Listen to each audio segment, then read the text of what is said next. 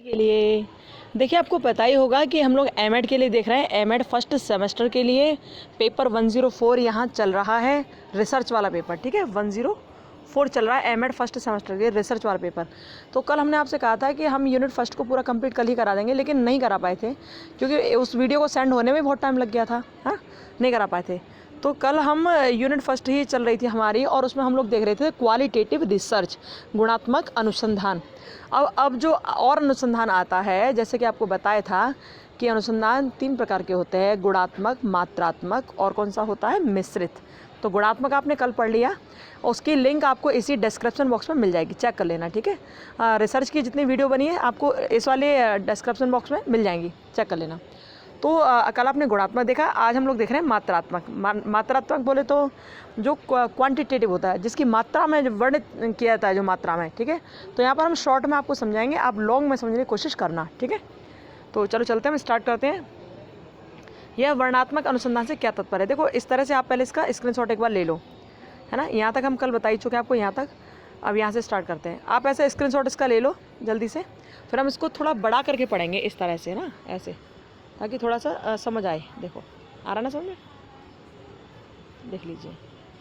तो देखो ध्यान रखो कि जो वर्णात्मक अनुसंधान होता है ना, उसी को मात्रात्मक अनुसंधान या क्वांटिटेटिव रिसर्च के नाम से जाना जाता है। ठीक है, देखिए मात्रात्मक अनुसंधान की सर्वाधिक प्रचलित एवं प्रयुक्त विधि वर्णात्मक अनुसंधान है। मात्रात्मक अनुसंधान की जो सबसे प्रचलित विधि है वो कौन सी है, वर्णात्मक अनुसंधान।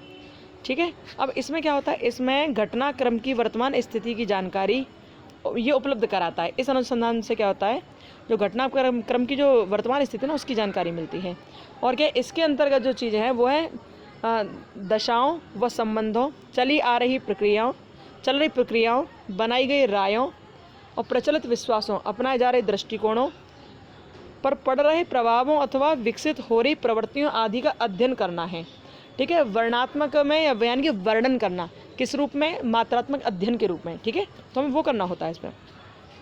और क्या है, आप ऐतिहासिक अनुसंधान जब देख रहे थे तो उसमें इतिहास के पन्नों को पलटा जाता था, अतीत के चलचित्रों को देखा जाता था, और तब अनुसंधान करते थे हम लोग इतिहास की चीज़ों पर। लेकिन यहाँ पर चूँकि वर्णात्मक है, मात्रात्मक है, तो यहाँ पर आप क्या कर रहे हैं, यहाँ पर आप अब डाटा के रूप में यहाँ पर वर्णन करोगे इन चीज़ों का। ठीक है, अब देखिए यहाँ लिखा है, अतीत की घटनाओं, अनुभवों, प्रभावों के सापेक्ष यह वर्तमान घटनाक्रमों व परिस्थितियों को स्पष्ट करता है। ठीक है, ये अतीत के सापेक्ष इनको स्पष्ट करता है। अब देखिए प्रकृति के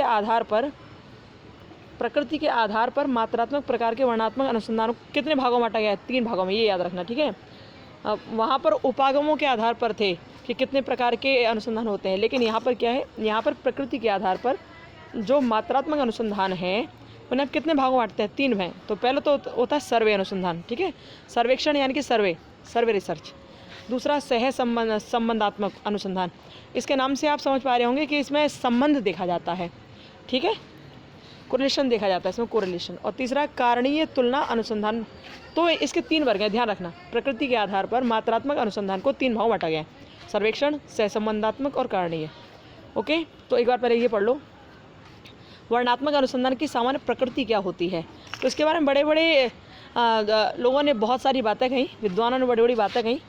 इसमें एक बड़े फेमस विद्वान हुए जॉन डब्ल्यू बेस्ट तथा जेम्स बी कानन। इन्होंने कहा, वर्णात्मक अनुसंधान के अर्थ को स्पष्ट करते समय क्या कहा कि कोई वर्णात्मक अध्ययन क्या है का वर्णन तथा विवेचन करता है। मतलब क्या है, वर्णात्मक अध्ययन हमें ये बताता है कि कोई चीज़ क्या है। ठीक है, मतलब जहाँ क्या शब्द आ जाए वहाँ समझना वर्णात्मक अध्ययन है। ये क्या कहना चाह रहे हैं, सुन लीजिए एक बार। कोई वर्णात्मक अध्ययन क्या है का वर्णन तथा विवेचन करता है। यह दशाओं व संबंधों जो विद्यमान है, राय जो रखी गई है, प्रक्रियाएं जो चल रही हैं, प्रभाव जो प्रत्यक्ष है, अथवा प्रकृतियां जो विकसित हो रही हैं से संबंधित होता है। यद्यपि यह कभी कभी अतीत की उन घटनाओं व प्रभावों पर भी विचार करता है जो वर्तमान परिस्थितियों से जुड़े हैं। मुख्यतः इसका संबंध वर्तमान से होता है। मतलब कह रहे हैं कि वर्णात्मक अध्ययन का मुख्यतः संबंध जो होता है वो किससे होता है, वर्तमान से होता है। इनकी परिभाषा एक बार देख लेना, आप समझ लेना कि इतनी सारी चीज़ें जिन्होंने रखी हैं, चल रही हैं, हो रहा है, कर रहा है, ये सारी जो परिभाषा है इनके जॉन डब्ल्यू बेस्ट और कानन की। ठीक है, तो आप इस तरह देख पाओगे। चलो आगे चलते हैं। स्क्रीनशॉट आप लेते जाना, पहले स्क्रीनशॉट लेना, फिर इसको हम आगे पढ़ने की कोशिश करेंगे। देखो आपके समझाने के लिए, आपको समझाने के लिए हाईलाइट कर दिए हैं कुछ पॉइंट्स, ठीक है। आपने स्क्रीनशॉट ले लिया होगा इसका, वैसे तो क्लियर है पेज, नहीं क्लियर हो फिर भी तो ऐसा कर लेना आप लोग, हाई क्वालिटी करके चेक करना, ठीक है। चलो देखते हैं। यहाँ देखिए, यहाँ यही वर्णात्मक अनुसंधान के बारे में दिया गया है, और इसमें ये कह रहा है वर्णात्मक अनुसंधान के बारे में कि इसमें क्या होता है कि देखिए, चरों के बीच विद्यमान संबंधों को ज्ञात करते हैं, ठीक है। इसमें क्या करते हैं, चरों के बीच विद्यमान संबंधों को ज्ञात करते हैं। जैसा हमने आपको 3 उसके बताए थे प्रकार, उन प्रकारों को भी हम लोग पढ़ेंगे आगे। देखिए, वर्णनात्मक अनुसंधान वर्तमान से संबंधित ज्ञान सृजन प्रक्रिया में सार्थक योगदान करके मानव के भंडार में वृद्धि करने का कार्य करता है। अब यहाँ कार्य बता दिए गए हैं। कार्य क्या करता है, ये व्यक्ति के ज्ञान सृजन प्रक्रिया में सार्थक योगदान देता है और मानव के ज्ञान में भंडार में वृद्धि करता है, ठीक है। इन अध्ययनों में चरों का चिन्हीकरण व मापन, प्रदत्तों का संकलन व विश्लेषण एवं व्याख्या व स्पष्टीकरण सम्मिलित रहता है। वर्णनात्मक प्रकार के प्रदत्त प्राय अवलोकन, साक्षात्कार, प्रश्नावली, परीक्षण, अभिवृत्ति मापनी, प्रक्षेपीय प्रविधि आदि का प्रयोग करके संकलित किए जाते हैं। अभी आप ये पढ़ रहे हो, आपको बड़ा ऐसा लग रहा होगा कि दिमाग में पता नहीं क्या क्या चल रहा है, समझ ही नहीं आ रहा हो क्या रहा है। बस आप ज़्यादा कुछ मत समझो, केवल इतना समझो। क्या समझना है आपको कि जो गुणात्मक अनुसंधान था उसमें गुणों को देखते हैं, जो वर्णात्मक या मात्रात्मक अध्ययन है, जो मात्रात्मक अनुसंधान है, उसमें मात्रा के आधार पर बात करते हैं, यानी कि जहाँ डाटा वगैरह इकट्ठा करते हैं ना, वो होता है मात्रात्मक अनुसंधान जो हम पढ़ रहे हैं, ठीक है। और मात्रात्मक अनुसंधान जब हम पढ़ रहे हैं तो आप ध्यान रखना, मात्रा यानी कि क्वांटिटी के आधार पर होता है।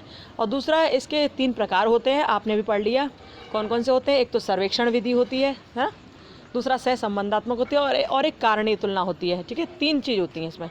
तो ये सब आप एक बार बस अपनी आंखों के सामने से निकाल देना, वो ज़्यादा ज़रूरी है, बाकी बहुत ज़्यादा मत समझो इसे, ठीक है। देखिए, यहाँ लिखा है, वर्णात्मक अनुसंधान के दौरान अनुसंधानकर्ता जो विद्यमान है उसका मापन करके वर्तमान में विद्यमान परिस्थिति की जानकारी प्रदान करता है। वर्तमान से रिलेटेड है ये, ठीक है। वर्णात्मक अनुसंधान चरों के बीच संबंधों की खोज करके महत्वपूर्ण सूचना प्रदान करता है, ओके। यहाँ देखिए, इसमें प्रतिनिधित्व, रैंडम प्रतिदर्श का चयन, वस्तुनिष्ठ, विश्वसनीय व वैध मापन उपकरणों का प्रयोग, प्रदत्तों के विश्लेषण के लिए उचित व उपयुक्त सांख्यिकी प्रविधियों का उपयोग एवं विश्वसनीय व वैध निष्कर्षों की प्राप्ति आदि वर्णात्मक अनुसंधान में अत्यंत आवश्यक है। कल क्या बताया था, गुणों का अध्ययन होता है, ठीक है, गुणात्मक में। और इसमें चूँकि मात्रात्मक है तो मात्रात्मक का मतलब यही है कि सबसे पहली बात वो विश्वसनीय होना चाहिए। जहाँ ये वाले शब्द आपको दिखाई दे जाएँ कि विश्वसनीयता है, वैध है, वो उसका विश्लेषण किया जा रहा है। जहाँ प्रदत्त है, प्रदत्त का मतलब होता है डाटा, ठीक है, डाटा। आपको कुछ की पॉइंट्स बताने, इनका ध्यान रखना कि जहाँ विश्वसनीयता हो जाए, और या फिर देखो सांख्यिकी से संबंधित बात आ जाए, वैध आ जाए, वस्तुनिष्ठता आ जाए, ठीक है, प्रत्यक्ष का चयन आ जाए, तो ये सारी चीज़ जो आएंगी ये केवल वर्णात्मक में ही आएंगी। ये किस में आएंगी, ये केवल आपके क्वांटिटेटिव रिसर्च में ही आएंगी। ये आप ध्यान रखना इन चीज़ों को, ठीक है। ये की पॉइंट्स हैं इसके, ओके। आगे देखिए, वैसे आप पढ़ना इस पूरे पेज को ही, लेकिन यहाँ केवल मुख्य रूप से जो हैं मुख्य की पॉइंट्स है केवल बता दिए जा रहे हैं, ठीक है। यहाँ देखिए, प्रारंभिक प्रकार का अनुसंधान कहा जा सकता है, यहाँ से पढ़िए एक बार। वर्णात्मक अनुसंधान का मुख्य लक्ष्य स्वाभाविक पृष्ठभूमि में विभिन्न घटनाक्रमों का अन्वेषण करना होता है, ठीक है। किसमें, स्वाभाविक पृष्ठभूमि में विभिन्न घटनाक्रमों का अन्वेषण करता है। इसे प्रारंभिक प्रकार का अनुसंधान कहा जा सकता है, जिसका तात्कालिक उद्देश्य सिद्धांतों या नियमों की स्थापना नहीं होता, वरन समस्याओं के समाधान के लिए महत्वपूर्ण व उपयोगी सूचनाओं को वैज्ञानिक ढंग से प्रस्तुत करना है, ठीक है। जो वैज्ञानिक चीज़ें होती हैं उनको आप वैध मान सकते हैं, उनको आप विश्वसनीय मान सकते हैं, तो यही वो है जो हम आपको बता चुके हैं, ठीक है। और देखिए, व्यापक परिप्रेक्ष्य में यह भी कहा जा सकता है कि वर्णात्मक अनुसंधान वास्तव में क्या है, क्या चाहते हैं और कैसे प्राप्त करते हैं। यानी कि वर्णात्मक अनुसंधान जो है ना, उसमें 3 मुख्य बातों पर जोर दिया जाता है। सबसे पहली बात क्या है, यानी कि समस्या क्या है और क्या चाहते हैं, हम इस समस्या का समाधान क्या चाहते हैं, मतलब कैसे कर सकते हैं, और फिर ये कैसे प्राप्त कर सकते हैं, ठीक है। 3 चीज़ें आती हैं इसी वर्णात्मक में, यानी कि क्वांटिटेटिव रिसर्च में। ये 3 चीज़ों को रखता है मुख्य रूप से कि सबसे पहले समस्या क्या है, यानी कि वास्तव में समस्या है क्या, दूसरा क्या चाहते हैं, इसके लिए हम करना क्या चाहते हैं, और फिर जो करना चाहते हैं उसे प्राप्त कैसे करेंगे, ठीक है। 3 इसमें मुख्य घटनाक्रम होते हैं। ओके, अब जैसे ये यहाँ दे रखा है, देखिए आप नीचे वाली लाइन में पढ़िए यहाँ से। प्रथम बिंदु, वर्तमान परिस्थितियाँ, घटनाक्रमों, दशाओं में चरों की वर्तमान स्थिति क्या है, ठीक है। घटना क्या है ये जानना, यानी कि समस्या क्या है ये जानना। पहले ये तो है कि वास्तव में है क्या, तो घटनाक्रम को जानना, ये समस्या को जानना कि है क्या। दूसरे बिंदु में क्या है, अपेक्षित मानकों, प्रतिमानों व मूल्यों के निर्धारण के द्वारा हम क्या चाहते हैं। जो हमें घटना दिखाई दे रही है, जो समस्या दिखाई दे रही है, उसके द्वारा हम क्या चाहते हैं, मतलब क्या करना चाहते हैं, क्या करेंगे हम उससे। तीसरा बिंदु क्या है, इसमें ये वाली लाइन से यहाँ से पढ़ना आप, ठीक है। यहाँ देखिए, संभव संसाधनों व तरीकों को सुझाव देकर अपेक्षित लक्ष्यों को प्राप्त करने के उपायों की चर्चा तीसरे बिंदु के अंतर्गत की जाती है, ठीक है। निश्चय ही वर्णनात्मक अनुसंधान के यह तीनों पक्ष अपने आप में अत्यंत प्रबल एवं महत्वपूर्ण हैं, ठीक है। ये आप इसको पूरा पेज पढ़ लेना। जो मुख्य चीज़ जो आपके दिमाग में हमें बिठानी थी बस यही था कि वर्णनात्मक अनुसंधान क्वांटिटेटिव रिसर्च होती है, लेकिन जहाँ वैधता, वैज्ञानिकता, विश्वसनीयता, सत्यनिष्ठा, ये सारी चीज़ें हैं वो वर्णनात्मक में आएगा, ठीक है। जहाँ डाटा का बात हो वो वर्णनात्मक में आएगा, ठीक है। अब आगे देखिए, इसको और थोड़ा पढ़िए, इसको अभी आप स्क्रीनशॉट ले सकते हैं आराम से एक बार, ठीक है। देखिए, लीजिए इसका स्क्रीनशॉट, साफ तो है ना। चलो ऐसे करके पढ़ते हैं। ये इम्पोर्टेंट लगा दिया गया यहाँ पर, ठीक है। यानी कि वर्णनात्मक अनुसंधान किसी समस्यात्मक परिस्थिति में अनुसंधान समस्या की पहचान व परिभाषीकरण से प्रारंभ होता है। यानी कि हम वर्णनात्मक अनुसंधान को प्रारंभ कहाँ से करते हैं, किसी समस्या की पहचान करके, ठीक है। समस्या की पहचान करके और उसका परिभाषीकरण करके तभी तो हम स्टार्ट करते हैं। फिर क्या होता है, संबंधित साहित्य के सर्वेक्षण तथा परिकल्पना का निर्माण करते हैं। यानी कि सबसे पहले हमें समस्या पता होनी चाहिए, और समस्या के बाद क्या उसका परिभाषीकरण हम करेंगे, समस्या है क्या, कैसी समस्या है वो। समस्या का मतलब कोई शीर्षक, ठीक है, कुछ भी हो सकता है, कोई घटना हो सकती है, कुछ भी हो सकता है वो। और जैसे हमें समस्या हमें पता चल गई, उसका परिभाषीकरण हमने कर दिया, उसकी परिभाषा हमने बता दी, यार ये ऐसे ऐसे हो रहा है, सामने वाले बच्चों में लड़ाई हो रही है, तो ये समस्या ये है, ठीक है। उसका हम सर्वेक्षण करेंगे और परिकल्पना का निर्माण करेंगे। अपने मन में हम परिकल्पना का निर्माण कर लेंगे, ठीक है। जैसे हमने आपको पहले बताया था कि हो सकता है किसी कारण से बच्चे लड़ रहे हों, ऐसी चीज़ें मतलब इस तरह से कर लेंगे। और फिर परिकल्पना निर्माण जब हो जाएगा तो ये लिखा है कि संबंधित साहित्य के सर्वेक्षण तथा परिकल्पना निर्माण से इसे एक स्पष्ट दिशा मिलती है तथा तत्पश्चात अनुसंधान अभिकल्प का निर्धारण किया जाता है।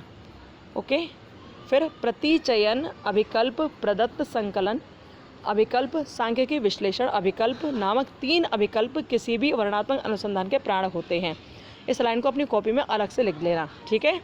क्या लिखोगे, अनुसंधान अभिकल्प का निर्धारण करने के लिए जो 3 मुख्य अभिकल्प होते हैं जो वर्णनात्मक अनुसंधान के प्राण होते हैं वो कौन कौन से होते हैं कि एक तो प्रतिचयन अभिकल्प, अपनी कॉपी में अलग से लिखना है ऐसे, ठीक है। प्रतिचयन अभिकल्प, दूसरा प्रदत्त संकलन और तीसरा सांख्यिकी विश्लेषण।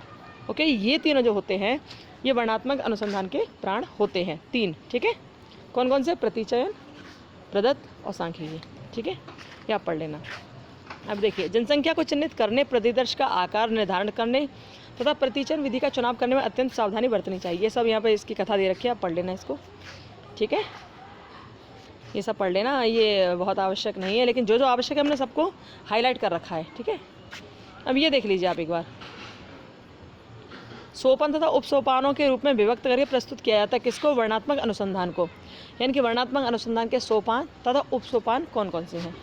तो यहाँ पर ये जो सोपान है ना, ये 8-9 सोपान है, इसको आप एक बार पढ़ लेना, ठीक है। कि समस्या की परिस्थिति की विवेचना कैसे करनी है, अनुसंधान प्रश्नों के समस्या का निर्धारण कैसे करना है, ये सारी चीज़ आप एक बार पढ़ लेना। अब ये सब आपने पढ़ लिया। अब यहाँ देखिए, वर्णनात्मक अनुसंधान आगमन निगमन तर्क की वैज्ञानिक तर्क विधियों का प्रयोग करता है, ठीक है। कैसी तर्क की, वैज्ञानिक तर्क की। हमने बताया ना, जहाँ डाटा वगैरह ये सारी चीज़ें हों, जहाँ वैज्ञानिकता हो, वहाँ समझना वर्णनात्मक है, ठीक है। तो देखिए, यहाँ जहाँ यथार्थता होगी, जहाँ सार्थकता होगी, यथार्थता होगी, विश्वसनीयता होगी, ये सब वैज्ञानिक पद्धति में आता है और वो वर्णनात्मक में आएगा, ठीक है। अब देखिए, आपने जो पढ़े थे ना इसके वर्णनात्मक के जो 3 प्रारूप पढ़े थे, 3 रूप पढ़े थे, यानी कि 3 भागों में जिसे हम बांट रहे थे प्रकृति के आधार पर। अब उन तीनों रूपों को हम लोग पढ़ेंगे, जिसमें सर्वेक्षण मेथड होगा, सहसंबंधात्मक होगा और कारणीय तुलना होगी। ठीक है, इसको भी हम शॉर्ट में समझेंगे। सर्वेक्षण अनुसंधान का मतलब क्या है? सर्वेक्षण का मतलब है सर्वे करना। आपने किसी चीज़ के बारे में समझना है, आपने किसी चीज़ की खोज करनी है, तो आप क्या करोगे? सर्वेक्षण तो करोगे, आप सर्वे तो करोगे किसी चीज़ का। आपसे कहा जाए कि कक्षा 10 में और इसमें 42 बच्चों में से कुछ लड़के और कुछ लड़कियां हैं, लेकिन कुछ बच्चे साइंस में होशियार हैं और कुछ साइंस में कमज़ोर हैं, तो आप उनका सर्वेक्षण करें। आप बताएं कि कितने बच्चे लड़की हैं और कितने बच्चे लड़के हैं, दूसरा साइंस में होशियार कौन है और साइंस में एकदम कमज़ोर कौन है। आप सर्वेक्षण के द्वारा पता लगाएं, आप कहें। ठीक है, तो इस तरह से कुछ भी आपके सामने समस्या हो सकती है। तो सर्वेक्षण अनुसंधान में मुख्य रूप से सर्वे किया जाता है किसी भी चीज़ का, या फिर आपको कोई भी चीज़ दे दी जाए, कोई काम दे दिया जाए, तो आप उसका सर्वे करोगे, लोगों के पास जाओगे, पूछोगे, आप किताबों में उसकी खोज करोगे, डाटा इकट्ठा करोगे और बहुत सारी चीज़ें देखोगे आप। या फिर ये कह दिया जाए कि सिंधु घाटी सभ्यता कितनी पुरानी है, तो अब आप उसके मृदभांड वगैरह छाँट कर देखोगे और उसके डेटिंग करवाओगे, सब कुछ करवाओगे, तभी तो आपको पता चलेगा कितनी पुरानी है। तो यहाँ पर सर्वेक्षण अनुसंधान का मतलब यही है कि आप सर्वे करवाते हो। ठीक है, वर्णनात्मक अनुसंधान का एक सर्वाधिक प्रचलित प्रकार है सर्वेक्षण अनुसंधान। इसमें क्या होता है? इसमें प्रश्नावली, साक्षात्कार, परीक्षणों के माध्यम से काफ़ी अधिक व्यक्तियों के से प्रदत्त संकलित किए जाते हैं। यहाँ डाटा इकट्ठा कैसे किया जाता है?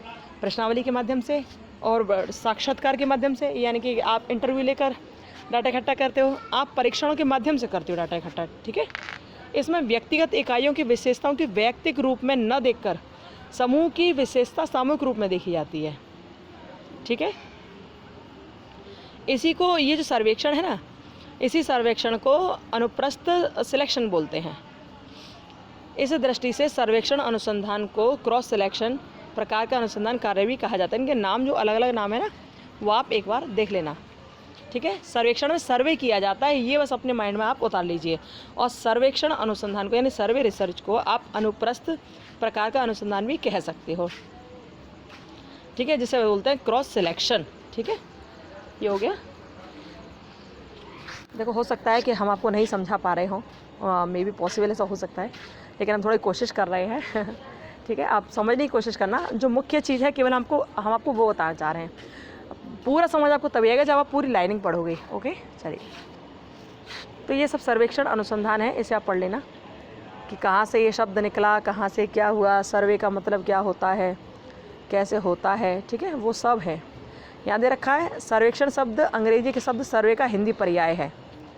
ओके, और ऐसे सर्वे का मतलब क्या होता है? To look over, to oversee से है। ठीक है, ये आप देख लेना।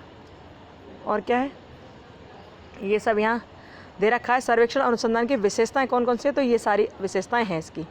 चलो, इस तरह आपने इसका स्क्रीनशॉट ले लिया होगा। हम यहाँ पर ऐसे करके एक बार दिखा देते हैं आपको। ऐसे करके देखिए, दिख रहा है यहाँ। ये ध्यान रखना कि सर्वेक्षण शब्द का हिंदी पर्याय क्या है और सर्वे का मुख्य रूप से मतलब क्या होता है। सर्वे का मतलब होता है टू लुक ओवर या टू ओवरसी से है। ठीक है, अतः सर्वेक्षण से तात्पर्य किसी परिस्थिति या घटना को सही जानकारी प्राप्त करने के लिए उसके किसी क्षेत्र का समालोचनात्मक निरीक्षण करने से है। सर्वे का मतलब क्या है? किसी क्षेत्र का समालोचनात्मक निरीक्षण करना। ठीक है, भाई बाकी सारी चीज़ें लिखी हुई हैं, आप ये पढ़ लेना। हमने हाईलाइट कर दिया जिससे आपको तकलीफ ना हो। ठीक है, देख लीजिए एक बार। ओके, ये पढ़ लीजिए एक बार। 20वीं शताब्दी के उत्तरार्ध में सर्वेक्षण अध्ययनों का प्रचलन धीरे धीरे बढ़ने लगा था एवं वर्तमान में लगभग सभी अध्ययन क्षेत्रों यथा शिक्षा, मनोविज्ञान, समाजशास्त्र, प्रबंधन, व्यापार, अर्थशास्त्र, राजनीति, उद्यम, शासन तंत्र आदि में वस्तु स्थिति को जानने तथा समस्याओं का निदान करने के लिए सर्वेक्षण का व्यापक स्तर पर प्रयोग किया जा रहा है। ठीक है, 20वीं शताब्दी के उत्तरार्ध में, ये ध्यान रखना। ठीक है, 20वीं शताब्दी के उत्तरार्ध में सर्वेक्षण अध्ययनों का प्रचलन धीरे धीरे बढ़ा था, पहले ज़्यादा नहीं था, 20वीं शताब्दी में बढ़ा। सर्वेक्षण अनुसंधान की विशेषता कौन कौन सी है, तो ये सब विशेषताएं हैं इसकी, क्या क्या होती हैं आप पढ़ लेना अच्छी तरह से। ठीक है, स्क्रीनशॉट ले लेना इनकी। अभी पूरे पेज की आपने ले ही ली होगी, लेना एक बार। ठीक है, ऐसे आप पढ़ लेना, तो इस तरह आप ये कर पाओगे। और फिर क्या है, ये बहुत इम्पोर्टेंट है, इनको आप बहुत अच्छी तरह से पढ़ लेना कि सर्वेक्षण अनुसंधान है उसके सोपान कितने हैं और किस सोपान में क्या लिखा है। पहले आप इसका एक स्क्रीनशॉट ले लीजिए। ओके, पहले आप इसका एक स्क्रीनशॉट लीजिए जल्दी से। आपने ले लिया होगा, है ना। आप देखिए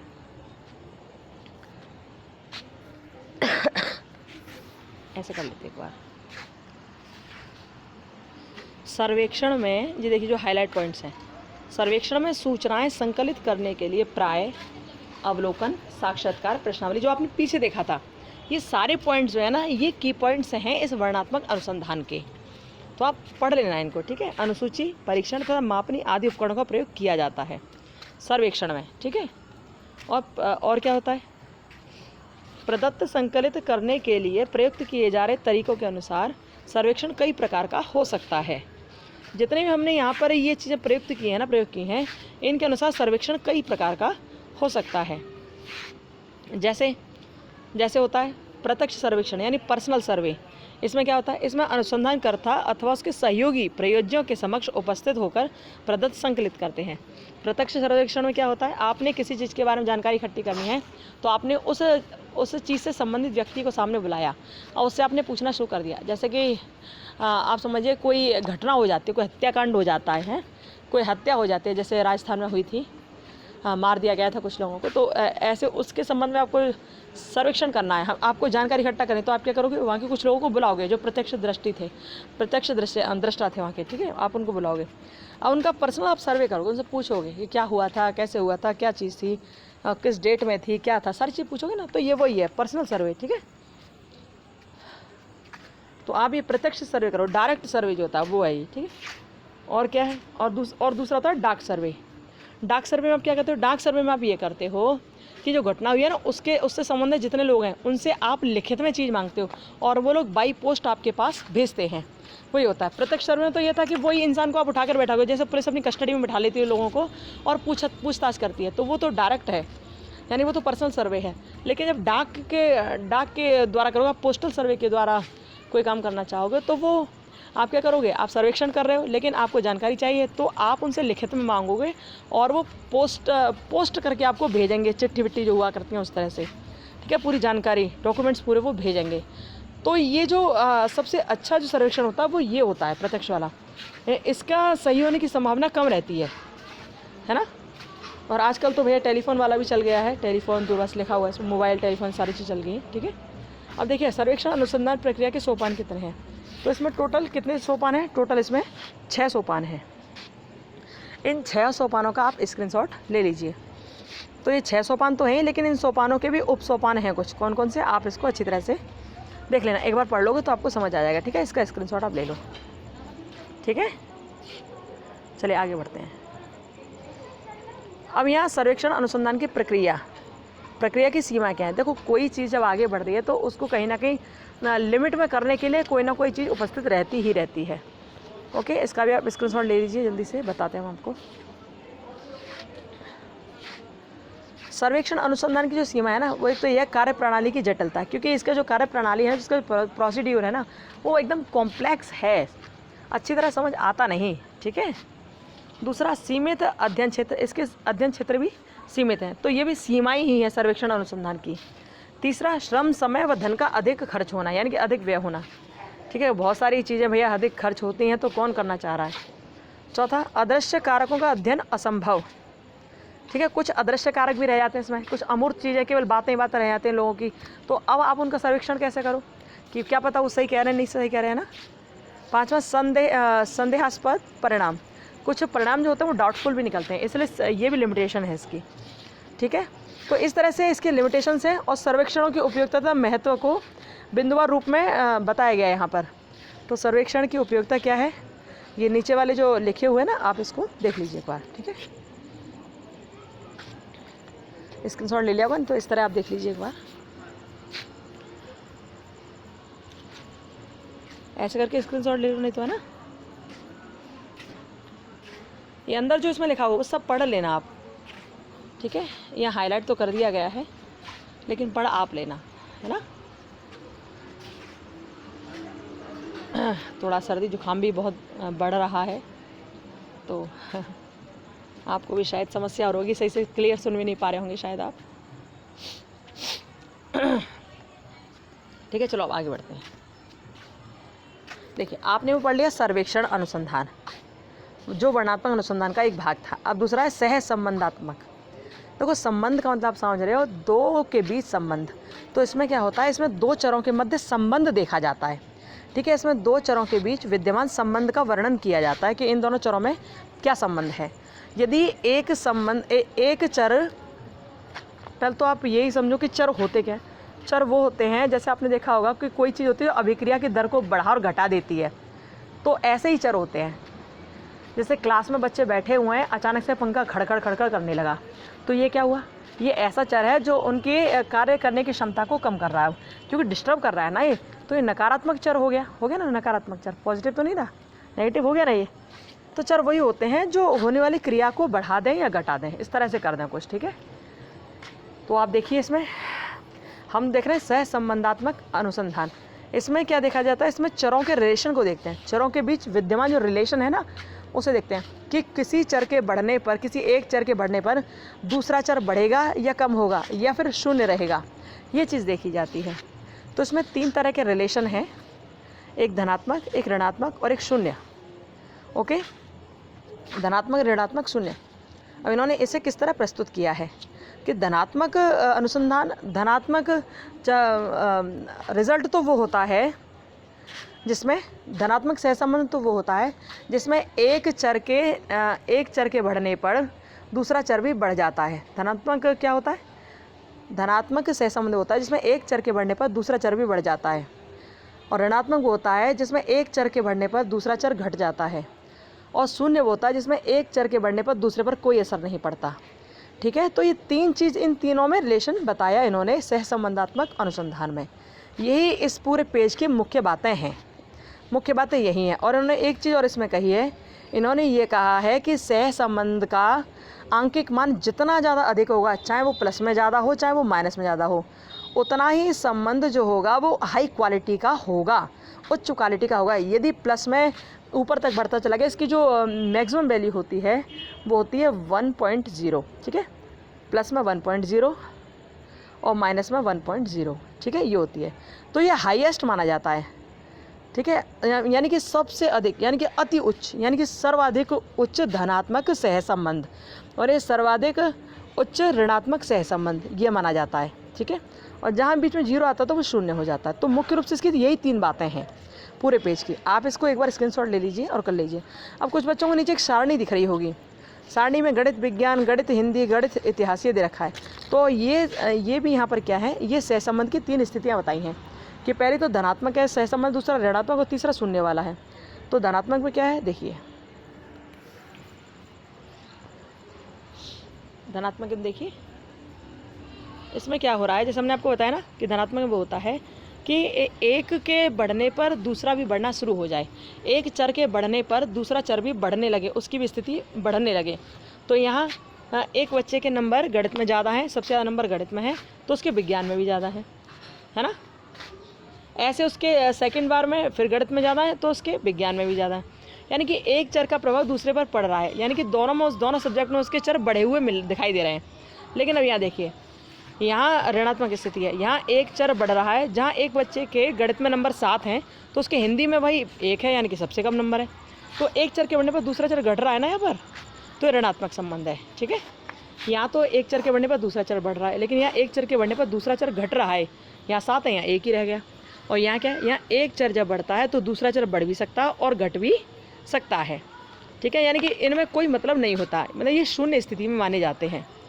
ठीक है, तो इस प्रकार सहसंबंध की 3 स्थितियाँ इन्होंने बताई। जो हमने आपको सारी चीज़ बताई वही इस पेज में लिखी हुई है, आप लोग ध्यान से पढ़ लेना।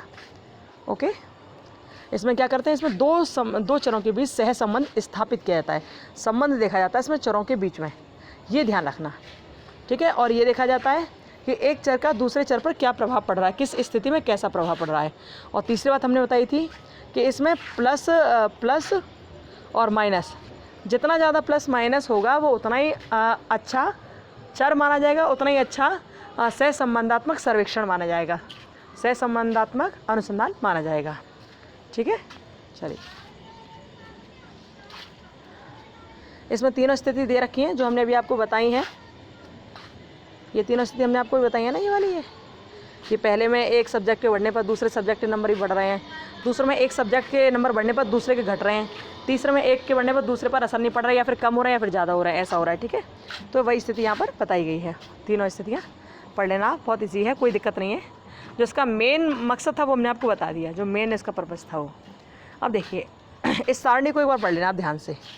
ये वही है जो हम आपको बता रहे थे कि +1 से लेकर -1 तक इसका पूरा ये कार्यक्रम चलता रहता है। और जो जितना ऊपर ज़्यादा होगा, जो यदि +1 है तो पूर्ण धनात्मक सहसंबंध है, पूर्ण, और -1 है तो पूर्ण ऋणात्मक सहसंबंध है। इसके बीच में जितनी कथाएं चलती हैं वो आप देख लेंगे। ठीक है, +1 फिर +0.8 और फिर +0.6 फिर +0.4 फिर +0.2, इस तरह से है। ठीक है, और यहाँ पर जहाँ 0 0 होता है वहाँ 0 सहसंबंध माना जाता है। ठीक है, तो इस तरह से ये सहसंबंध है, आप आराम से पढ़ पाओगे, कोई दिक्कत नहीं है। क्लियर, हमने आपको वो जो 2 लाइन थी वो बता दी, वही ज़्यादा मुख्य थी। ठीक है, आप समझ गए होंगे इसको। चलो आगे बढ़ते हैं। अच्छा, एक बात और इसमें, ये जो ना, ये फॉर्मूला याद कर लेना आप, ये वाला एक बार कॉपी पे लिख लेना, आपको याद हो जाएगा। ये क्या है, ये इसी में आता है और इसे बोलते हैं प्रतीपमान समीकरण। क्या लिखा है इसमें, प्रतीपगमन, हाँ, प्रतीपगमन समीकरण इसे बोलते हैं। प्रतीपमान भी बोलते हैं इसको। ठीक है, प्रतीपमान भी हमने पढ़ा था इसके बारे में कहीं, लेकिन इसका मुख्य नाम है प्रतीपगमन। तो इसको इस फॉर्मूला को याद कर लेना। ठीक है, ये अच्छा, ये फॉर्मूला क्या है, इसका मतलब क्या है इस फॉर्मूले का? इस फॉर्मूले का मतलब ये है, और हम इसे क्यों पढ़ रहे हैं, इसका मतलब ये है कि एक चर का मान यदि बढ़ रहा है, ध्यान से सुनना, एक चर का मान यदि बढ़ रहा है तो दूसरे चर का मान बढ़ेगा या घटेगा या शून्य रहेगा, इसका यदि हम अनुमान लगा लें तो इस अनुमान को लगाने का ही ये फॉर्मूला है। ठीक है, समझे? नहीं समझे? ध्यान से सुनो, किसी चर का मान बढ़ रहा है, सपोज करो इसका मान 9 हो रहा है, किसी चर का मान बढ़ रहा है, हमको दिखाई दे रहा है इसका मान बढ़ रहा है, लेकिन इसका जो अगला चर होगा, इसका जो, क्योंकि हम सह संबंधी तो देख रहे हैं, संबंधी तो देख रहे हैं चरों के बीच में, तो क्या कर रहे हैं, यदि एक चर का मान बढ़ रहा है तो दूसरे चर का मान बढ़ेगा, घटेगा या शून्य रहेगा, इसका अनुमान लगाने का जो फॉर्मूला है वो ये है, इसे बोलते हैं प्रतीपगमन। ठीक है, तो जो अनुमान लगाने का फॉर्मूला है वो ये है, तो आप इस फॉर्मूले को याद कर लेना। ठीक है, ये फॉर्मूला पूछा जा सकता है, ऐसे फॉर्मूले पूछे जाते हैं। ठीक है, तो आप इसको याद कर लेना। ऊपर लिखा है y बार बराबर, ये सब क्लियर आपको नज़र आएगा। नहीं तो देखो ऐसे कर लो और इसका स्क्रीनशॉट ले लो। ठीक है, पूर्वानुमान लगाया जाता है, इसमें अनुमान लगाया जाता है पहले से पहले ही। ठीक है, आगे बढ़े, चलिए। अब आपने देख लिया सहसंबंधात्मक। अब तीसरा जो था वो था कारणीय तुलनात्मक अनुसंधान।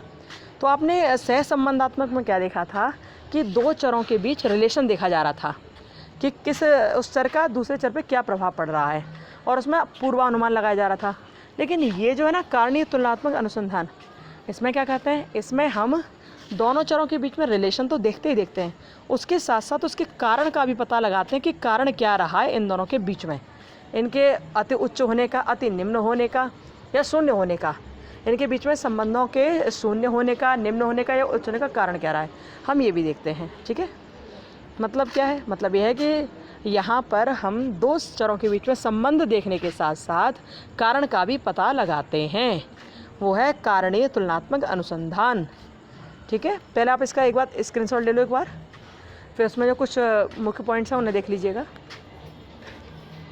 चलो देखो, पढ़ लेना इसे, पर पढ़ पूरा लेना, बहुत ज़रूरी है। अच्छा, एक बात और बता दूं आपको, जो सहसंबंधात्मक था उसमें एक चीज़ और बता दूं आपको, क्या आप देखते हो, आप बहुत सारे फॉर्म भरते हो नौकरी के लिए, बहुत सारे बच्चे बहुत सारे फॉर्म भरते हैं नौकरी के लिए, लेकिन चुने कुछ ही जाते हैं। हाँ, जैसे आपने बहुत सारे फॉर्म भरे नौकरी के लिए, और आप जैसे सपोज करो लेखपाल का पेपर हुआ, आप लेखपाल का पेपर दे के आए, दिए तो लाखों बच्चों ने हैं, लेकिन उसमें से कुछ 1000 ही पास होंगे, और 1000 में से वो अपने हिसाब से कुछ 100 लोगों को ही लेंगे, जितने भी लेंगे अपने हिसाब से, मतलब कुछ सैकड़ा लोगों को ही लेंगे, वो ज़्यादा नहीं लेंगे। तो क्या कहते हैं, वो 18% हम लोग बुलाएंगे, उनका हम लोग चुनाव करेंगे, ऐसा करते हैं, कुछ इस तरह से करते हैं ना वो। तो ये जो है ना सहसंबंधात्मक अनुसंधान, इसी सहसंबंधात्मक अनुसंधान का प्रयोग करते हैं इस तरह के वो खोजबीन करने में, इस तरह के लोगों को बुलाने में। मतलब नौकरी से संबंधित जितनी जगह निकलती है ना, वो सह संबंधात्मक गुणांक या सह संबंधात्मक अनुसंधान के ऊपर ही पूरी तरह डिपेंड होती हैं। तो ध्यान रखना, ये बड़ा मुख्य पॉइंट है कि अभ्यर्थियों का चयन कैसे करना है, वस्तुनिष्ठ आधार पर होगा या कैसे होगा, ये सारी बातें सह संबंधात्मक अनुसंधान के अंतर्गत ही आती हैं। ठीक है, तो ये था। तो इसमें क्या देख रहे थे हम लोग, दो चरों के बीच संबंध देख रहे थे, लेकिन इसमें दो चरों के बीच संबंध के साथ साथ हम लोग कारण को भी देखते हैं। और कारण कैसा, जो पहले हो चुका है या बाद में होगा या कुछ भी। मुख्य रूप से कौन सा, पश्चोमुखी, यानी कि जो बाद में होने वाला है, तो हम इसको पश्चोमुखी अनुसंधान के नाम से भी जानते हैं। ठीक है, इसमें कारण की भी खोज करते हैं चरों के संबंध के साथ साथ, और इसको पश्चोन्मुखी या कार्यतर अनुसंधान के नाम से भी जाना जाता है, क्योंकि इसमें कारण का पता लगाते हैं ना, और ये इन दोनों के बीच में संबंध है तो क्या है और कारण क्या है इसका, तो ये पता लगाते हैं ना, तो ये क्या है, इससे बोलते हैं पश्चोन्मुखी। ध्यान रखना है इसे। ठीक है, यानी कि काम होने के बाद कारण का पता लगाएं, बाद में पता लगा रहे हैं। और क्या है, ये दोनों लैटिन शब्द हैं, कौन कौन से, एक पश्चोन्मुखी और एक कार्यतर, दोनों लैटिन शब्द हैं। इसका मतलब क्या है, एक्स पोस्ट फैक्टो का हिंदी रूपांतरण है ये। ठीक है, एक्स पोस्ट फैक्टो का क्या है, हिंदी रूपांतरण है। और जिसका मतलब क्या होता है, प्रभाव के उपरांत, यानी प्रभाव के बाद। अब भाई कारण तो तभी बनता है ना, जब कोई काम हो जाए तभी तो कारण बनता है। ऐसा तो नहीं है कि कारण पहले ही बन गया। और कारण जो पहले बन जाते हैं वो अमूर्त रहते हैं, वो दिखते नहीं, वो समझ नहीं आते। इसलिए ये क्या है, एक्स पोस्ट फैक्टो है। तो आप इसका नाम ध्यान रखेंगे, आप इसके बारे में ध्यान रखेंगे कि हम इसमें कारण को भी देखते हैं। ठीक है, और आप इसका स्क्रीनशॉट एक बार ले लीजिए, पढ़ लीजिए। ठीक है, कर्लिंगर ने क्या कहा इसके बारे में ये भी देख लीजिए। ठीक है, पूरा ये लिखा हुआ है, आप एक बार इसका स्क्रीनशॉट आराम से ले लीजिए। ओके, हम सोचते तो ये है कि खूब बड़ा सा एक वीडियो बनाया, उसमें आपको बहुत सारी चीज़ बता दें, लेकिन थोड़ा एक तो टाइम नहीं मिल पाता, और दूसरी बात ये भी है कि थोड़ी सर्दी जुकाम बुखार की वजह से तबीयत थोड़ा ठीक नहीं काम कर रही ना, इसलिए। इसका आप स्क्रीनशॉट ले लीजिए एक बार। इसका जो मुख्य बात थी वो हमने आपको बता दी है, वो बहुत ज़्यादा समझने वाली थी, वो हमने आपको बता दी है। और बाकी पॉइंट्स हमने हाईलाइट कर दिए, वो आप देख लेना। ठीक है, ये सब हाईलाइट कर रखे हमने, देख लेना। ये लिखा, करणीय तुलना काफ़ी हद तक प्रयोगात्मक अनुसंधान से मिलती जुलती है, परंतु स्वतंत्र चर में हेरफेर तथा नियंत्रण की दृष्टि से दोनों प्रकार के अनुसंधान स्पष्ट विभेद दृष्टिगोचर होता है। ये आप पूरी लाइन पढ़ लोगे ना इनको, तो आपको क्लियर समझ आ जाएगा कि करणीय कारण है क्या, करणीय तुलना है क्या। ठीक है, अब यहाँ बहुविकल्पीय प्रश्न आ रहे हैं कुछ। ये बहुविकल्पीय प्रश्न, ऐसे ही बहुविकल्पीय प्रश्न पूछे जाएंगे आपसे पेपर में। हम ये नहीं कह रहे कि यही पूछे जाएंगे, लेकिन जो चैप्टर पढ़ाएं उसमें से आएंगे ये। ठीक है, देखिए पहला इसमें ऊर्ध्व अध्ययन क्या कहलाता है। ऊर्ध्व का मतलब विकासात्मक अध्ययन। ठीक है, प्रदत्तों का आंतरिक व बाह्य विवेचना किसमें की जाती है, ऐतिहासिक अनुसंधान में। अनुसंधान का मूल प्रकार नहीं है, सृजनात्मक नहीं है। जो हाईलाइट हो रखे हैं वही पॉइंट्स हैं। ठीक है, शिक्षा में ऐतिहासिक अनुसंधान का प्रश्न क्या होता है कि क्या था, कौन गुणात्मक अनुसंधान नहीं है, तो ये जो घटनोत्तर अध्ययन है ये नहीं है। ठीक है, ये गुणात्मक पूछ रहा है, ये मात्रात्मक नहीं पूछ रहा। घटनोत्तर तो मात्रात्मक है, यानी कि क्वांटिटेटिव है। और बाकी के इसके यहाँ पर है ये क्वेश्चन आंसर, तो ये सब लगे हुए हैं टिक, आप स्क्रीनशॉट ले लीजिए और टिक लगा लीजिएगा। ठीक है, ओके, चलिए हाँ ले लीजिए इसका। चलिए आगे बढ़े। अब यहाँ पर ये चरों की परिभाषा वगैरह दे रखी है कि क्या होता है चर, मतलब वेरिएबल्स होते क्या चीज़ हैं। वेरिएबल्स वो होते हैं जो वेरी करते हैं। ठीक है, जो वेरी करते हैं, जो परिवर्तित हो सके या जो परिवर्तित कर सकें किसको, किसी कार्य को, तो परिवर्तित कर सकें किसी अभिक्रिया को, उसे कहते हैं वेरिएबल्स। आपको पता होगा कि स्वतंत्र चर होते हैं और परतंत्र यानी कि आश्रित चर होते हैं, और मिश्र चर होते हैं, ऐसे भी होते हैं, और मध्यस्थ चर जिन्हें बोला जाता है। लेकिन यहाँ मुख्य रूप से स्वतंत्र चर और जो आश्रित चर हैं, यानी कि डिपेंडेंट और इंडिपेंडेंट जो वेरिएबल्स हैं, उनका यहाँ पर वर्णन मुख्य रूप से किया गया है। ठीक है, तो आप यहाँ ये हमने जो हाईलाइट किया है, इन पॉइंट्स को बड़े आराम से पढ़ लेना। ठीक है, बहुत आराम से पढ़ लेना, कोई दिक्कत नहीं है, आराम से पढ़ भी लोगे। आपको कुछ भी समझ ना आए तो आप पूछ लेना कमेंट करके, है ना। हमें चाह रहे हैं कि ये वाली यूनिट अभी ख़त्म हो जाए बस, है ना। और आप ये पढ़ लोगे तो कोई दिक्कत नहीं आएगी आपको। देखो अब यहाँ चरों के प्रकार होता है, आपको कुछ भी समझ ना आए तो आप हमसे पूछ सकते हो आराम से। ठीक है, इसका आप स्क्रीनशॉट ले लीजिए। लेकिन इतना ज़रूर है, एक बार पढ़ लोगे तो आपको समझ पूरा आ जाएगा, कोई दिक्कत नहीं होगा आपको, इतना गारंटी है। ओके, स्क्रीनशॉट आप लेते जाओ। चलिए अब देखिए, हमने आपको बताया ना चर कौन कौन से होते हैं, स्वतंत्र चर होते हैं और आश्रित चर होते हैं और एक मध्यस्थ चर होते हैं। लेकिन यहाँ पर हम मुख्य रूप से स्वतंत्र चर और आश्रित चर को हम लोग पढ़ेंगे। उन्हीं को स्वतंत्र चर कौन होते हैं? स्वतंत्र चर वो चर होते हैं जो किसी अभिक्रिया पर प्रभाव डालते हैं, ठीक है, जो किसी शीर्षक पर प्रभाव डालते हैं, किसी पर प्रभाव डालते हैं, और वो स्वतंत्र होते हैं, उन पर किसी का कोई जोर नहीं चलता। जैसे कि आप सपोज करो, ये कहो कि कक्षा 12 के विद्यार्थियों पर, ध्यान से सुना, कक्षा 12 के विद्यार्थियों पर विज्ञान की शैक्षिक उपलब्धि का परीक्षण, ऐसे कर लो, या तो ऐसे कह सकते हो, या फिर कक्षा 10 के विद्यार्थियों की शैक्षिक उपलब्धि पर विज्ञान विषय का अध्ययन।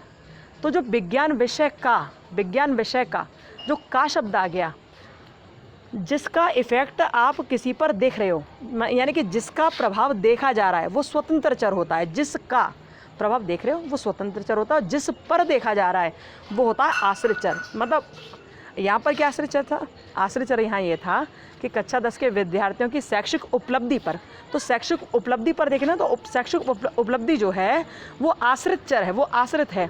लेकिन विज्ञान का, तो विज्ञान क्या है? विज्ञान जो है वो यहाँ पर स्वतंत्र चर कहलाएगा, ठीक है। तो यहाँ वही दे रखा है। तो स्वतंत्र चर क्या होता है, कैसा होता है, हमने आपको एक बताने की कोशिश किया। आप इसको एक बार स्क्रीनशॉट ले लीजिए इसको, ठीक है, समझ जाओगे बहुत अच्छी तरह। अच्छा, ये ध्यान रखना, जो स्वतंत्र चर होते हैं उसमें दो प्रकार के होते हैं, एक ई टाइप और एक एस टाइप। ई टाइप और एक एस टाइप। तो ई टाइप और एस टाइप क्या होते हैं, इसमें सारी परिभाषा नीचे दे रखी है, आप देख लोगे तो आपको एक बार में समझ आ जाएगा, ठीक है। तो आपसे फिर कह रहे हैं, आपको कोई चीज़ समझ में नहीं आए तो आप हमसे पूछ सकते हैं, ठीक है, पूछ लेना, कोई दिक्कत वाली बात नहीं, सारे पॉइंट्स हाईलाइट हैं। चलो आगे बढ़ते हैं। ये अभी आपने स्वतंत्र चर देखा, अभी आश्रित चर के बारे में यहाँ पर बताया जा रहा है। आश्रित चर, यहाँ पर भी स्क्रीनशॉट ले लीजिए, ठीक है। इसमें कोई बहुत बड़ी वाली बात नहीं है। आश्रित चर जो किसी पर आश्रित है वो चर है ना। चलिए, और इन चरों की व्याख्या भी की गई है, इनके कुछ भाग भी बताए गए हैं, संगत असंगत चर क्या होते हैं, ये सारी चीज़ बताई गई हैं उस टेबल में। अभी आपने टेबल देखी तो उसमें सारी चीज़ें हैं, ये इसको पढ़ लोगे तो आपको समझ आ जाएगा, ठीक है। अब देखिए, चरों पर नियंत्रण कैसे करते हैं, वेरिएबल्स पर आप नियंत्रण कैसे कर सकते हो। तो देखो, यहाँ चरों पर नियंत्रण करना बड़ा कठिन होता है, लेकिन फिर भी चरों पर नियंत्रण किया जा सकता है। उसकी विधि कौन कौन सी है, तो उन विधियों का वर्णन यहाँ पर फिर किया गया है, कैसे कैसे कर सकते हैं। तो जो प्रयोज्य संबंधी संगत चर होते हैं उन पर नियंत्रण आप कैसे करते हैं, उसके बारे में यहाँ दे रखा है, ठीक है। आप स्क्रीनशॉट इसका ले लीजिए, है ना। चलिए, यहाँ देखिए, देखो तबीयत थोड़ी सी सुधार में नहीं है, ये सर्दी जुकाम थोड़ा हटे तो सही से फिर हम आपको समझा पाएँ, है ना। तो फिलहाल हमने हाईलाइट कर दिए हैं, ये पढ़कर पॉइंट्स हाईलाइट कर दिए हमने, इससे आपको समझ आ जाएंगे। हाईलाइट्स वाले पॉइंट भी आप समझ लोगे तो भी कोई दिक्कत नहीं आएगी आपको। और हम लोग ये करते हैं, उसके बाद फिर और देखते हैं, ठीक है। चलो आगे बढ़ते हैं। वो प्रयोज्य संबंधी चरों पर नियंत्रण करते हैं, यहाँ पर स्थिति संबंधी हम चरों पर नियंत्रण करेंगे। ये स्थिति संबंधी चर हैं, नियंत्रण करेंगे उस पर, ठीक है। ये आप पढ़ लीजिए, पेज बिल्कुल क्लियर है, कोई टेंशन वाली बात नहीं है, आराम से आप देख पाओगे, ठीक है। देखिए आराम से।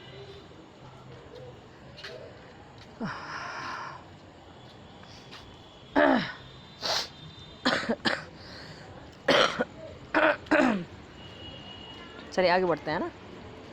आपने प्रयोज्य संबंधी चरों पर नियंत्रण देखा, स्थिति संबंधी चरों पर नियंत्रण देखा, और अनुक्रम संबंधी चरों पर आपने नियंत्रण देखा। और लास्ट में देखिए, प्रयोगकर्ता संबंधी संगत चर भी आपने देख लिए। अब यहाँ देखिए, यहाँ ये और थोड़ा सा लिखा हुआ है, ये और देख लीजिए बस ये। अभी इसके बाद यहाँ बहुविकल्पीय प्रश्न आते हैं इसके, चर वाले चैप्टर के।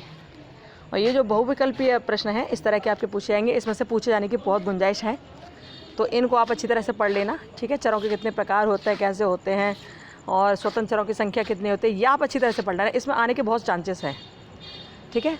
तो देखिए ये जो आपका यूनिट फर्स्ट था, यूनिट फर्स्ट ख़त्म हो गई। यूनिट फर्स्ट आज ख़त्म हो गई। कल से सेकंड यूनिट हम स्टार्ट करने वाले हैं, ठीक है, क्योंकि पेपर आपके आने वाले हैं जल्दी ही। आप लोग पूरी तैयारी के साथ पढ़िए। और अभी जो आपने देखा है इसमें से आपको यदि कोई भी चीज़ समझ ना आए तो आप कमेंट बॉक्स में कमेंट कर देना, ठीक है। हम उसको फिर दोबारा से समझा देंगे, ठीक है। चलिए खुश रहिए, मस्त रहिए, अपना ध्यान रखिए। और हाँ, लाइक सब्सक्राइब शेयर करते जाइए, शेयर ज़रूर कीजिए। आपके शेयर की, आपके लाइक और आपके प्रेम की बहुत आवश्यकता है, ठीक है। और हाँ, पेपर 204 हमने यहाँ डाला था B.Ed सेकेंड ईयर के लिए। जिन बच्चों को देखना देख लीजिएगा, ठीक है। और कोई पेपर सॉल्व करवाना हो तो सेंड कर देना, ठीक है। चलो फिर मिलेंगे, और कोई बात हो कमेंट बॉक्स में कमेंट करना। Okay bye, Radhe Radhe Ram, bye.